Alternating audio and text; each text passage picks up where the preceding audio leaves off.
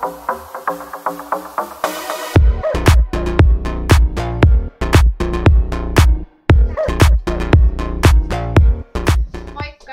Mä oon Kirsi ja yllättäen tämän kanavan nimi on Crazy Dog Woman.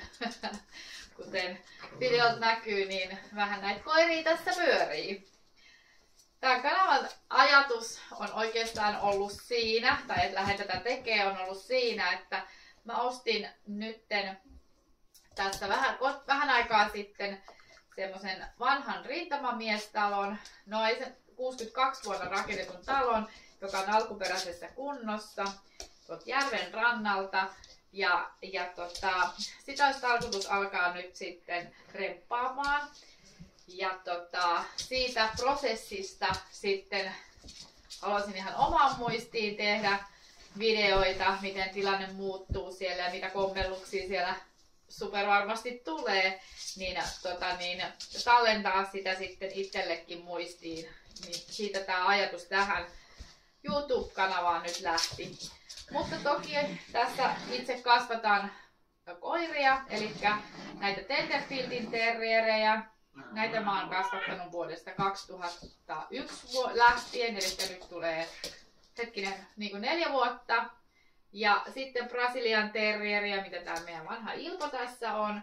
Näitä on kasvattanut vuodesta 2006, eli nyt tulee tänä vuonna 19 vuotta. Ja itsellä tässä kotona pyörii tällä hetkellä 6 koiraa. Flick on tiineenä, eli pian sitten vähän enemmänkin koiria. Mutta tosiaan koirat on iso osa mun elämää. Ja tosiaan aina tässä sitten tulevaisuudessa remontissakin mukana. Ja oma työni myös liittyy koiriin, eli olen tuon lemmikkihotelli Dogiset Kitiksen perustaja ja pyöritän sitten siitä vielä niin oikein työksenikin, että kotona koiria ja töissä koiria ja suuri eläinrakkaus on mulla kuitenkin tietenkin koko ajan.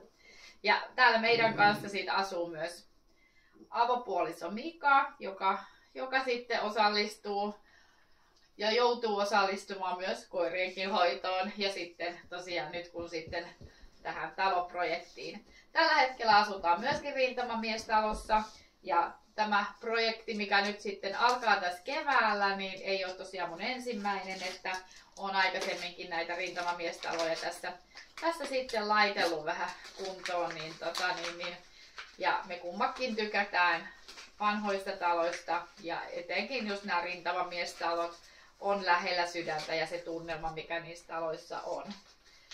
Mutta tämmöistä tulossa ja luvassa, kaikenlaista elämää mun näkökulmasta, mitä sattuu ja tapahtuu koko ajan ja sehän se on se elämän suola.